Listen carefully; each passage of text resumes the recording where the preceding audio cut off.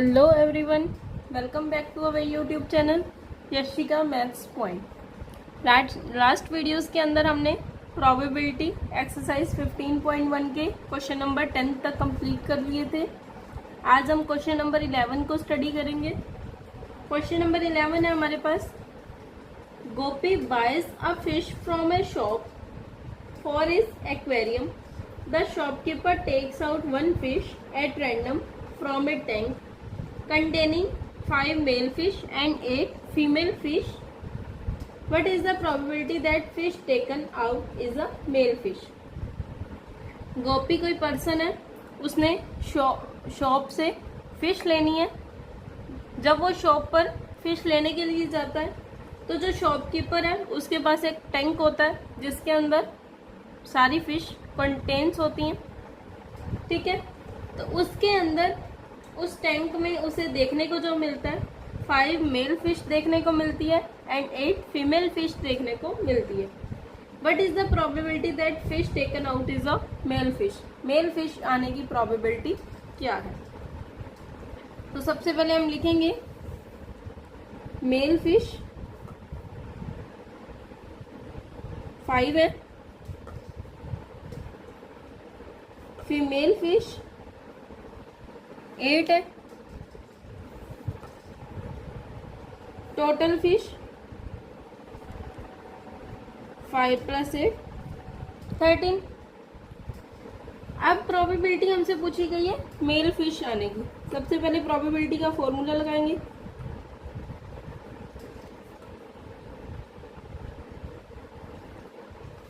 Number of favourable outcomes divide by total number of outcomes. Clear?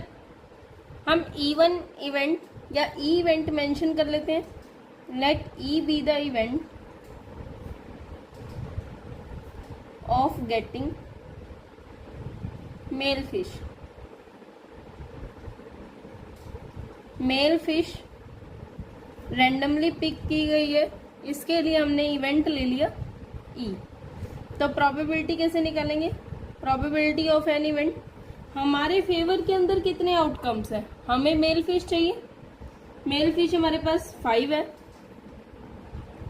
और total number of outcomes, total fish हमारे पास 13।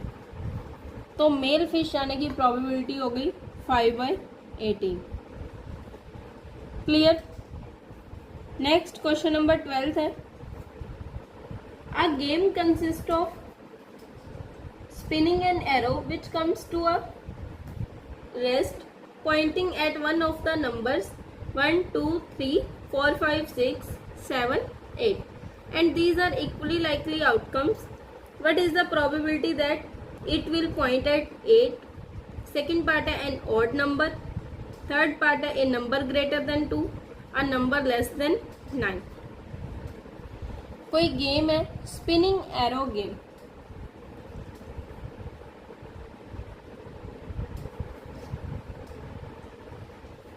आपने कई बार देखा होगा, हम कोई फेयर वगैरह विलेज फेयर में जाते हैं तो वहाँ पर क्या होता है, एक चक्कर सा बना होता है। इस टाइप की एक गेम होती है जिसके ऊपर एरो लगा होता है। ठीक है, एरो लगा हुआ है, उस गेम के ऊपर कोई 8 तक नंबर लिखे गए हैं। 1, 2, 3, 4, 5, 6, 7, 8।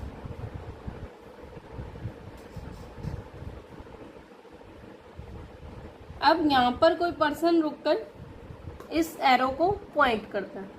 क्लियर? जैसे एक बार इस व्हील को घुमाया, ठीक है, तो वो एरो आकर कौन से पॉइंट के ऊपर रुक जाता है। क्लियर? अब उसी अकॉर्डिंग हमें प्रोबेबिलिटीज पूछी गई हैं। इस स्पिनिंग एरो गेम के अंदर 8 तक पॉइंट्स लिखे गए हैं।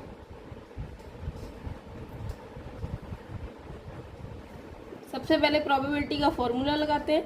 Number of favourable outcomes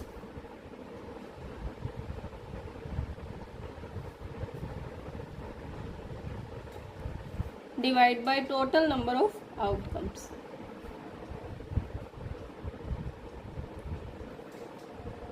first part में हमसे पूछा गया है 8, probability of getting 8। Getting a number 8, इस बात की क्या प्रोबेबिलिटी है कि जब हम इस व्हील को घुमाएंगे तो वो एरो 8 के ऊपर आकर पॉइंट आउट हो जाएगा। तो 8 हमारे पास कितनी बार आ रहा है इस पूरी सीरीज के अंदर, जो हमें नंबरिंग दी गई है 1 से लेकर 8 तक, 8 आने के कितने चांस है? हमारे फेवर के अंदर एक चांस है कि ओनली 8 आ जाए तो हम जीत जाएंगे। तो हमारे फेवर में एक चांस है और टोटल कितने 8, total 1 2 3 4 5 6 7 8। Clear.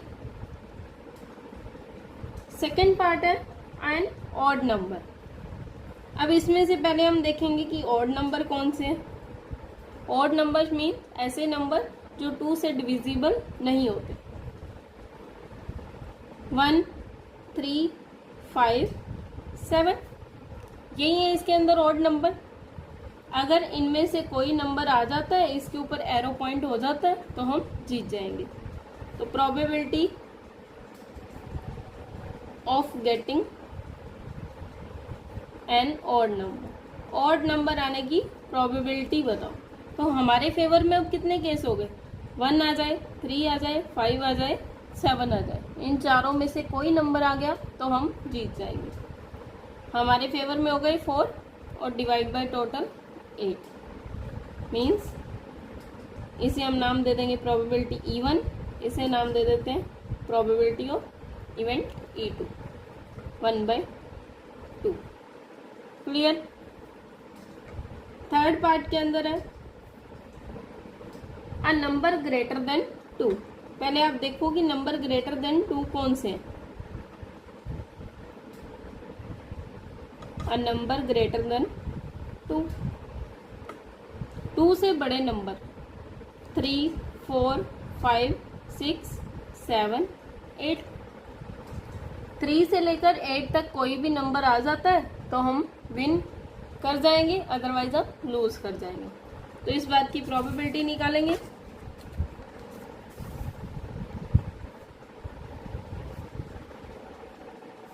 Probability of getting a number greater than 2। तो हमारे फेवर में अब कितने हैं? 3 4 5 6 7 8। 6 केसेस है, डिवाइड बाय 8 मतलब 3/4। फोर्थ पार्ट है अ नंबर लेस देन 9।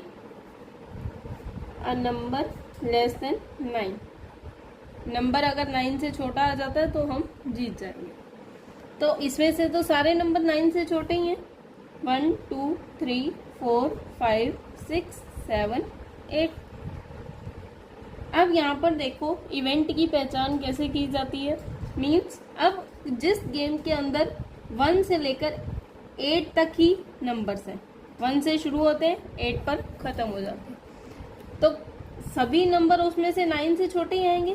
क्या कभी कोई ऐसा नंबर आएगा जो 9 से बड़ा हो? नहीं आएगा। तो सभी नंबर 9 से छोटे हो जाएंगे। तो प्रोबेबिलिटी इसकी आ जाएगी, हमारे फेवर में 8 केसेस है, divide by 8। Probability E4 event की आ जाएगी 1, क्योंकि ये श्योर इवेंट है। श्योरिटी है कि जिस व्हील के ऊपर 1 से लेकर 8 तक नंबर लिखे गए हैं उसमें सभी नंबर 9 से छोटे ही होंगे। कोई चांस ही नहीं है कि नंबर 9 से बड़ा हो जाए।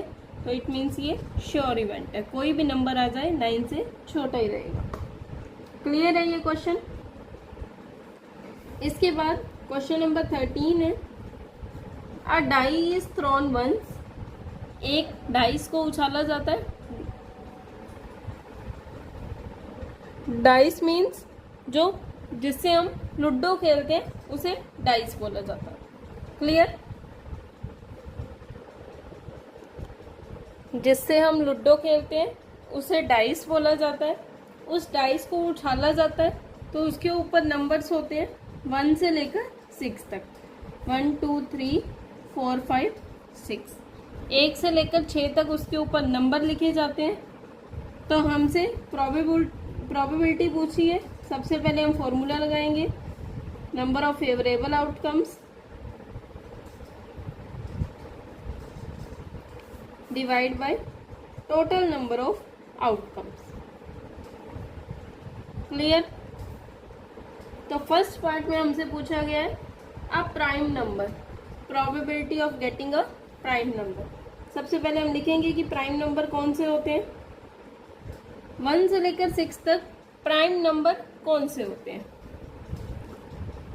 2, 3, 5। प्राइम नंबर जो सिर्फ अपने आप से भाग होते हैं, अपने आप से ही डिविजिबल होने वाले नंबर्स को प्राइम नंबर बोलते हैं। यहाँ पर एक नोट है, 1 is neither prime nor composite. 1 एक ऐसा नंबर है जो ना ही प्राइम नंबर है और ना ही कंपोजिट नंबर है। क्लियर? तो probability of getting a prime number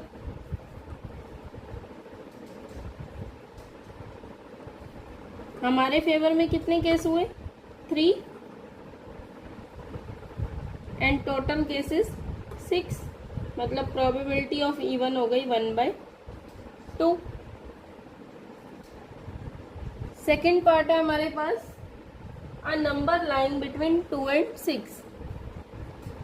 a number lying between 2 and 6, 2 और 6 के बीच वाले नंबर्स 3, 4, 5, यही 3 नंबर्स हैं। तो इनकी प्रोबेबिलिटी क्या होगी? हमारे फेवर में केसेस कितने हैं? 3 और divide by total 6, 1/2। Third part के अंदर हमसे पूछा गया है an odd number, odd number आने की प्रोबेबिलिटी। डाइस के ऊपर ऑड नंबर होते हैं 1, 3, 5। तो प्रोबेबिलिटी E3 इवेंट ले लिया, ये भी हो जाएगी 3/6, क्योंकि हमारे फेवर में 3 ही है कि 1, 3 या 5 तीनों में से कुछ भी आ गया तो हम मतलब डाइस पे या हम कोई गेम खेल रहे हैं वो जीत जाएंगे। तो 3/6 मीन्स 1/2। क्लियर है? तो आज के लिए इतना ही। नेक्स्ट वीडियो के लिए हमारे चैनल पर बने रहिए। नेक्स्ट वीडियो में हम आपको 14th क्वेश्चन से स्टार्ट करवाएंगे। क्लियर? Thank you.